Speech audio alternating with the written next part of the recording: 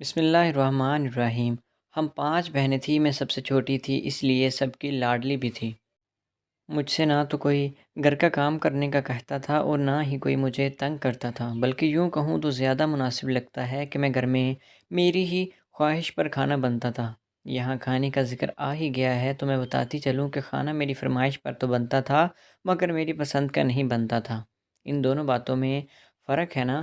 دراصل کھانے کو اگر میرا دل بریانی چاہتا تب بھی میں گھر میں موجود دال سبزی کا کہہ دیا کرتی تھی، کیونکہ مجھے اپنے گھر کے حالات بخوبی معلوم تھے۔ میری والدہ ہی گھر کی واحد کفیل تھیں، جبکہ میرے ابو تو اپنی ذات میں ہی گم رہتے تھے، جو کما لیا وہ اڑا لیا، کبھی جوا کھیل کر تو کبھی شربت ممنوع پی کر۔ میری بہنیں زیادہ پڑھی لکھی نہیں تھیں، کیونکہ ابو نے شروع سے ہی گھر کے خرچے سے ہاتھ کھینچا ہوا تھا۔ امی نے بڑی مشکل سے نازیہ باجی کو 5 جماعتیں پڑھائی تھیں۔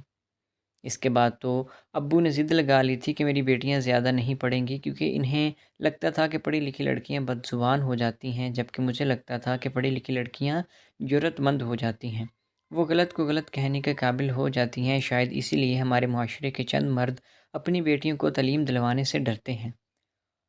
میری سب سے پیاری اور اچھی بہن تھی نازیہ باجی، انہوں نے تو مجھے اپنی گڑیا ہی بنایا ہوا تھا۔ پھر سب سے مزے کی بات یہ تھی کہ گھر میں سب سے چھوٹی ہونے کے باوجود میرے پاس باجی کا ہر راز موجود تھا۔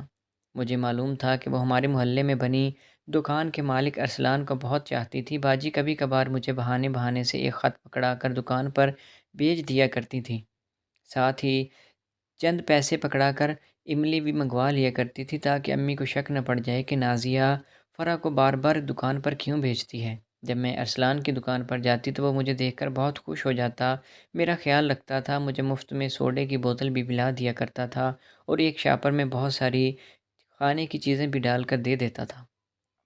خط کا جواب ارسلان بھائی نے پہلے سے ہی لکھ کر رکھا ہوتا تھا، وہ مجھے تھما دیا کرتا تھا۔ مجھے بھی ارسلان بھائی بہت اچھا لگتا تھا، جی چاہتا تھا کہ میری پیاری باجی کی شادی انہی سے ہو جائے، کیونکہ مجھے یقین تھا کہ وہ میری باجی کو بہت خوش رکھیں گے۔ میں نے گھر جا کر باجی کو خط دیا تو میں نے ان کی آنکھوں میں خوشی کے آنسو دیکھے تھے۔ میں نے دل ہی دل میں باجی کو دعا دی تھی کہ اللہ آپ کو آپ کی محبت سے ملا دے۔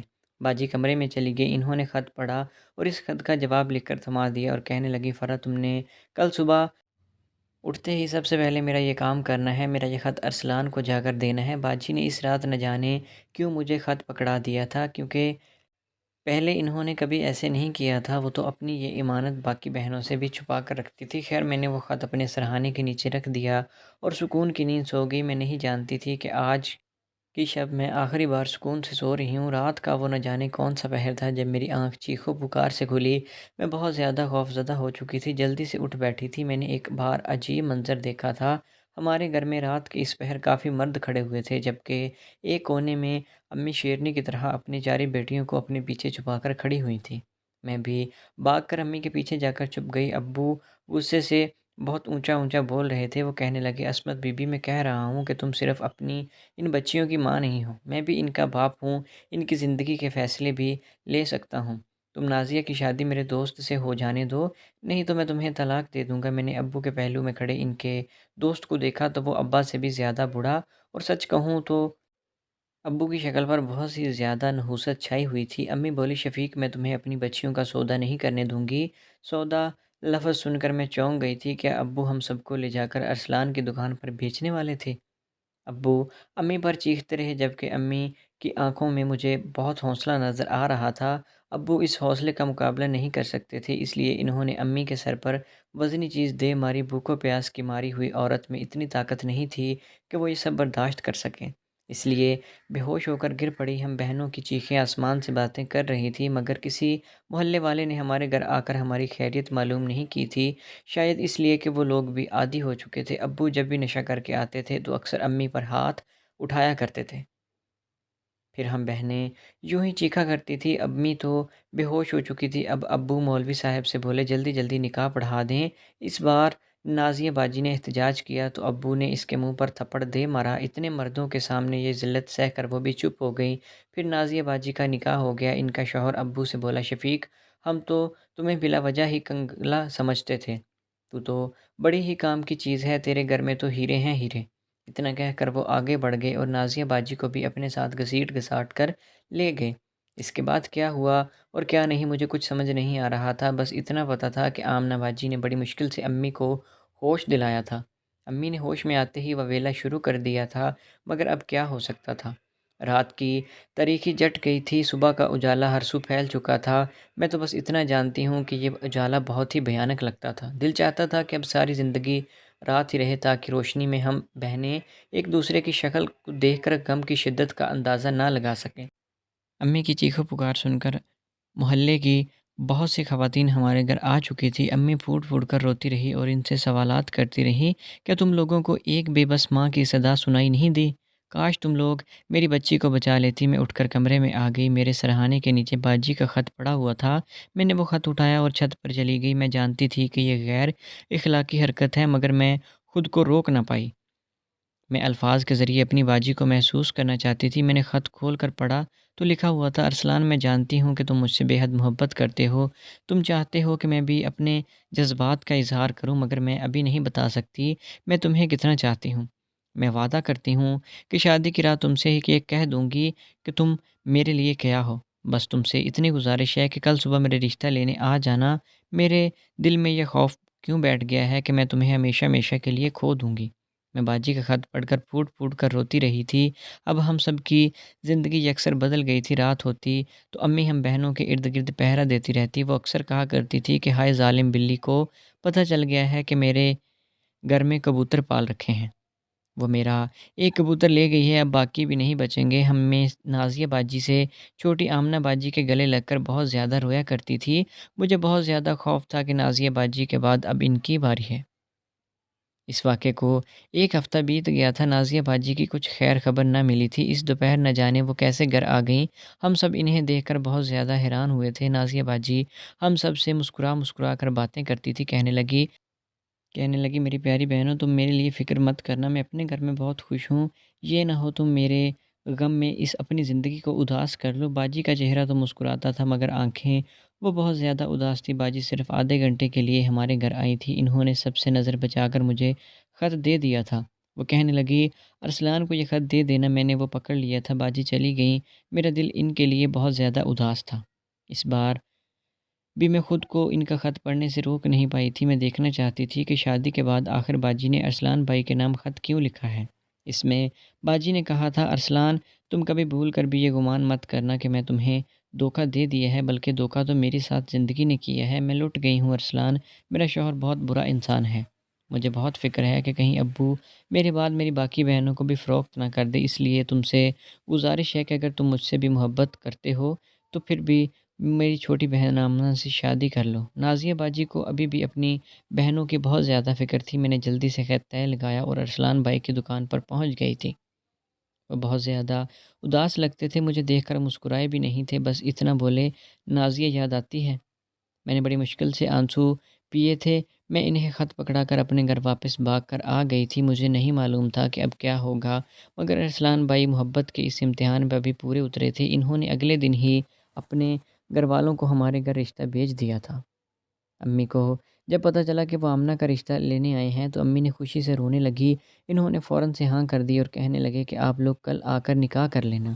میرے شوہر کو علم ہو گیا تو وہ اس شادی سے پہلے ہی بیٹی کو بیچ دے گا۔ امی کی بات انہوں نے مان لی تھی۔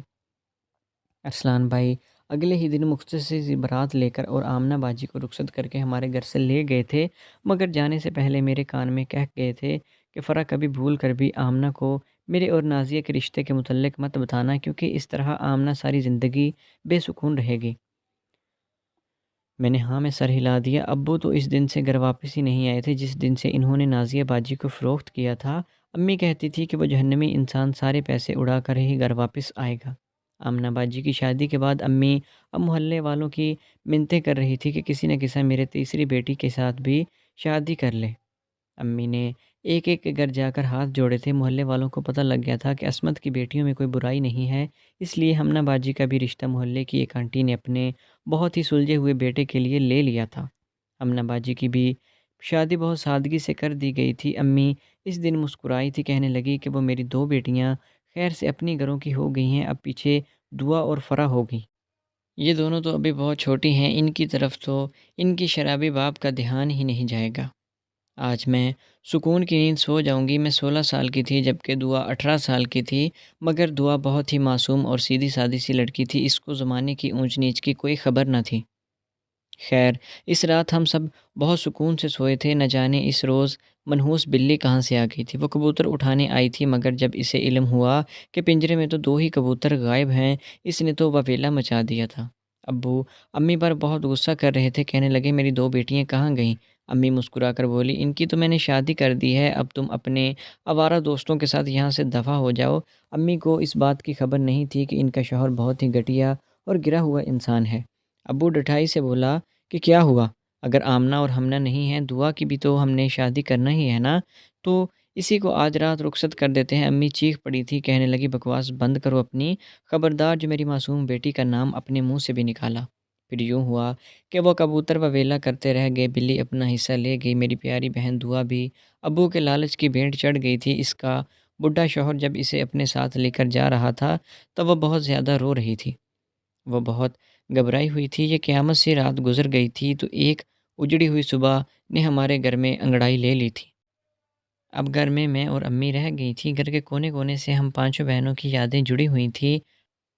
میں صحن میں بیٹھی ہوئی تھی، مجھے بدنصیب 5 بہنیں ہر جگہ نظر آ رہی تھیں۔ کبھی وہ ٹولے کی شکل میں بیٹھ کر کھٹے کھٹے مالٹے کھا رہی ہوتی تھیں، تو کبھی کڑھائی سلائی میں مصروف ہوا کرتی تھیں۔ آمنہ اور ہمنہ آپس میں بہت لڑا کرتی تھی، نازیہ باجی ہی ان کی صلح کروایا کرتی تھی۔ خیر، اچھے وقت اچھے زمانے بہت گئے تھے۔ امی کو تو کسی چیز کی ہوش نہیں تھا۔ میں کھانا بنا کر ان کے پاس لے کر گئی تو وہ مجھے دیکھ کر چونک گئی تھی، کہنے لگی کہ تم ابھی بھی یہاں ہو؟ فرا تم اپنے باپ کے شر سے کیسے بچو گی؟ وہ بولی چلو میں تمہیں اپنی بہن کے گھر چھوڑ آتی ہوں، تمہارا باپ آج شب تمہیں لینے آ سکتا ہے۔ امی مجھے اپنے ساتھ دوسرے شہر میں لے کر چلی گئی تھی۔ امی نے جب اپنی بہن کو ساری باتیں بتائیں تو وہ حیران رہ گئی تھی۔ انہوں نے امی کو بہت دلاسا دیا اور کہنے لگی کہ تم ہمارے پاس رہو، تمہارا شوہر بہت برا انسان ہے، وہ غصے میں آ کر تمہیں کوئی نقصان نہ پہنچا دے۔ امی کی آنکھیں بھیگ گئی تھیں، وہ کہنے لگی کہ اس سے زیادہ وہ نقصان اور مجھے کیا پہنچا سکتا ہے؟ اب میں اپنے گھر واپس جاؤں گی تاکہ اگر کبھی میری نازیہ یا دعا گھر واپس آئیں تو انہیں گھر کا کوئی دروازہ کھلا ملے گا، انہیں ان کی ماں کی شفقت بری گود ضرور ملے گی۔ خالہ نے بہت اصرار کیا مگر امی واپس چلی گئی۔ خالہ ایک بہت ہی شفیق عورت تھی، ان کے 2 بیٹے تھے، دونوں اپنے اپنے کاموں میں مصروف رہتے تھے۔ سب سے بڑا یاسر تھا، وہ بالکل خالہ پر گیا تھا، نرم مزاج، وہ پولیس میں کام کرتا تھا۔ کبھی کبھار گھر جلدی واپس آ جاتا تو میرے پاس آ کر بیٹھ جاتا۔ ایک دن کہنے لگا میں تمہاری عمر میں اتنی زیادہ خاموش لڑکی کبھی نہیں دیکھی، تم اتنی اداس کیوں رہتی ہو؟ گھر یاد آتا ہے؟ میں رونے لگی اور بولی گھر بھی یاد آتا ہے اور بہنیں بھی۔ ابو نے بہت ظلم کیا ہے، انہوں نے کیوں میری باجی کو فروخت کیا ہے؟ یاسر بھائی میری بات سن کر حیران رہ گئے تھے، کہنے لگے تم یہ کیا کہہ رہی ہو؟ میں نے انہیں ساری داستان سنا دی تو وہ ہکا بکا رہ گئے تھے، کہنے لگے نازیہ کے واقعے کے بعد تم لوگوں نے پولیس میں رپورٹ کیوں درج نہیں کروائی؟ تمہاری بہن نازیہ بھی بازیاب ہو جاتی اور دعا بھی فروخت نہ ہوتی۔ میں بھائی کی بات سن کر حیران ہوئی تھی، میں بولی کیا ایسا بھی ممکن ہے؟ ہمیں تو کبھی اس بارے میں خیال ہی نہیں آیا۔ پھر میں نے یاسر بھائی کے آگے ہاتھ جوڑ دیے اور بولی بھائی آپ کو اللہ کا واسطہ آپ میری دونوں بہنوں کو بازیاب کروا دیں۔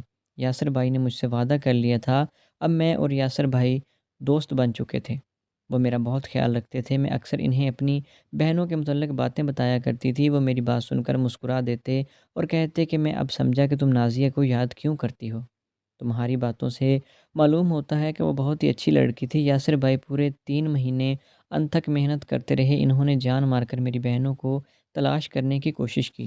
ایک دن وہ گھر واپس آئے تو اکیلے نہیں تھے، ان کے ساتھ دعا بھی موجود تھی۔ میں دعا کو دیکھ کر دنگ رہ گئی تھی، وہ بہت بدل چکی تھی، اپنی عمر سے بڑی لگنے لگی تھی، ان کے بالوں کی رنگت بھی تبدیل کروا دی گئی تھی، اس کے بال سیاہ سے سنہری کر دیے گئے تھے، وہ بہت کم بولتی تھی۔ اس نے خالہ کو بتا دیا کہ ابو نے اس کی شادی جس انسان سے کی تھی اس نے اپنے ساتھ 2 مہینے رکھا، پھر طوائفوں کے کوٹھے پر فروخت کر دیا جہاں انہیں بہت کچھ سہنا پڑا تھا۔